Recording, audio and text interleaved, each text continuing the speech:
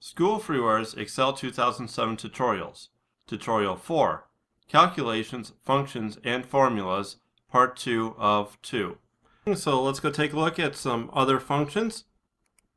Within this Excel spreadsheet, we need to find the total, average, median, maximum, and minimum of each quarter and each salesperson. So we'll start here with total for the quarters. So I'll go to the sigma, which is the auto sum. Make sure that the computer has the cell correctly. Enter them in and autofill over. Same thing goes with the rows. I'll just hit the sigma. Make sure the computer has selected the right cells. Enter and autofill down. For average, we'll find that under the down arrow next to sigma, and I'll click on average. Here the computer has highlighted the total in addition to the cells that I wish, so I'll override by this highlighting the right cells, enter them in, and autofill over.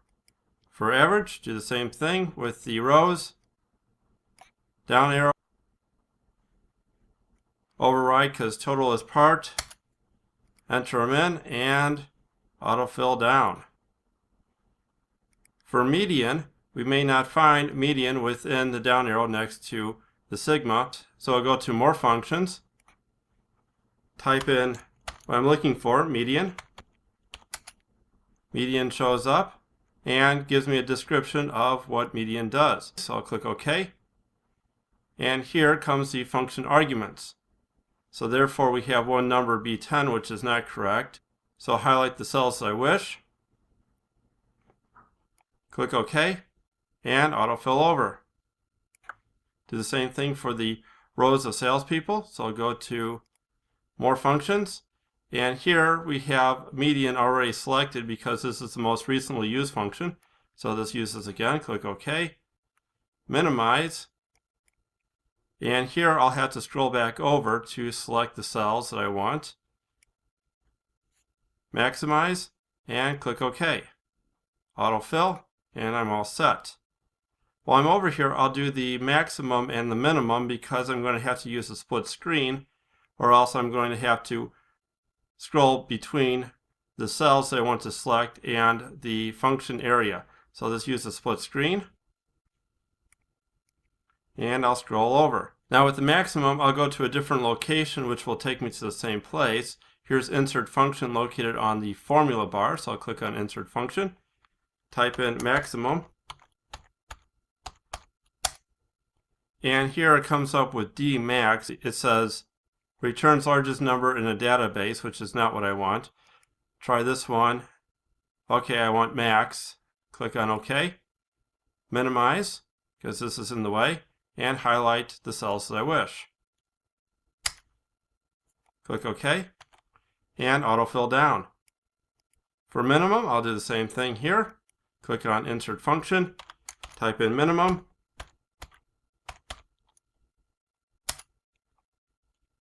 select the right function, click OK, minimize the dialog box, highlight the cells, maximize the dialog box, click OK, and autofill down.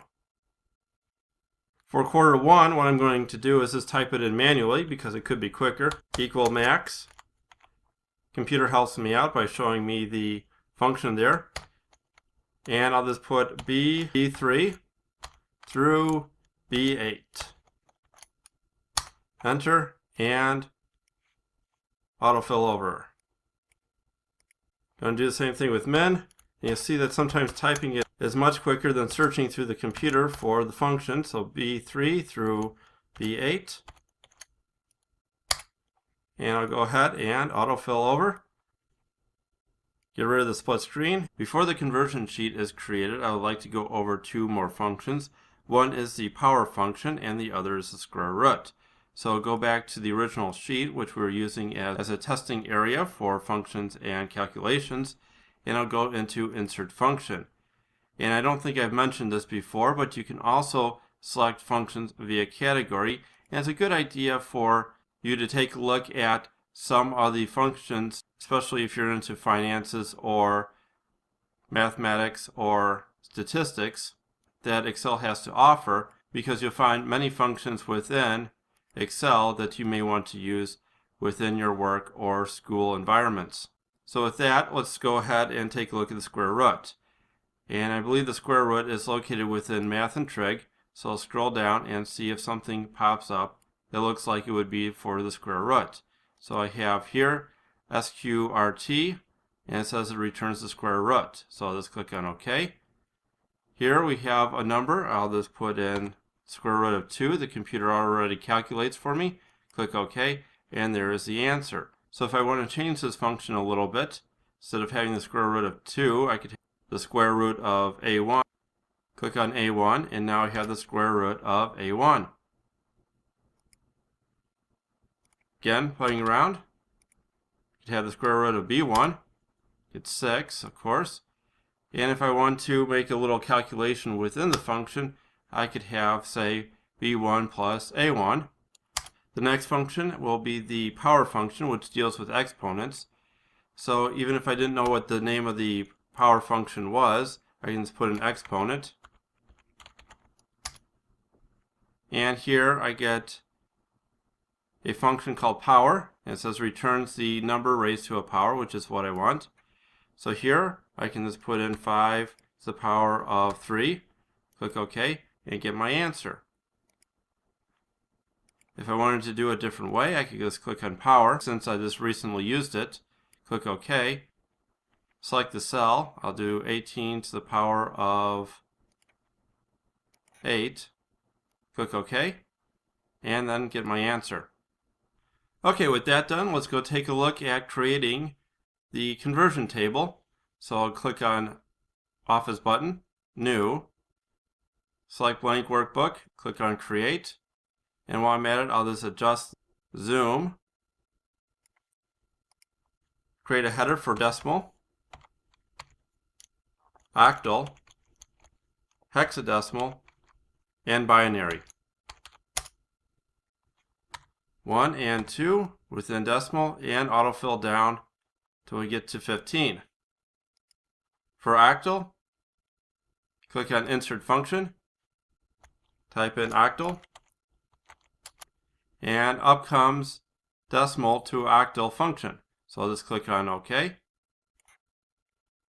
Select the number or cell, and the places I believe is optional. So I'll just click on cell A2, click on OK, and autofill down. Next, for hexadecimal, once again, insert function.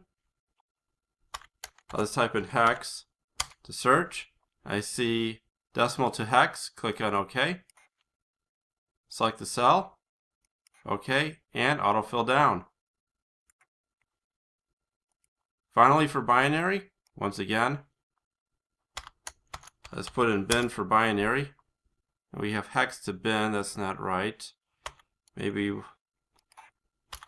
let's do DEC. There's decimal to binary, okay. Select the cell, and autofill down. Now that we have that done, let's go ahead with some formatting. So just click on Select All. I'll change the alignment to Align Text Right. I'll select the 4 columns. Change the width. Try 170 to start off. Now go ahead and change the view to page layout. And here,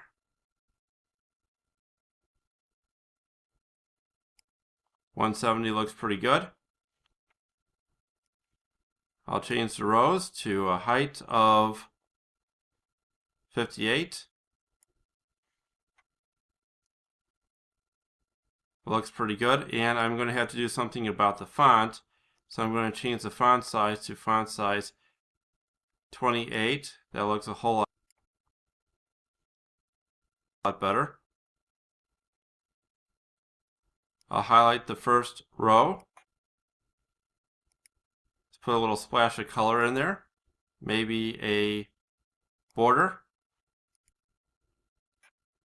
And then for the rest, I'll just highlight and put a little color in there for them. I'll zoom out to take a look at how it looks. And there is the conversion table.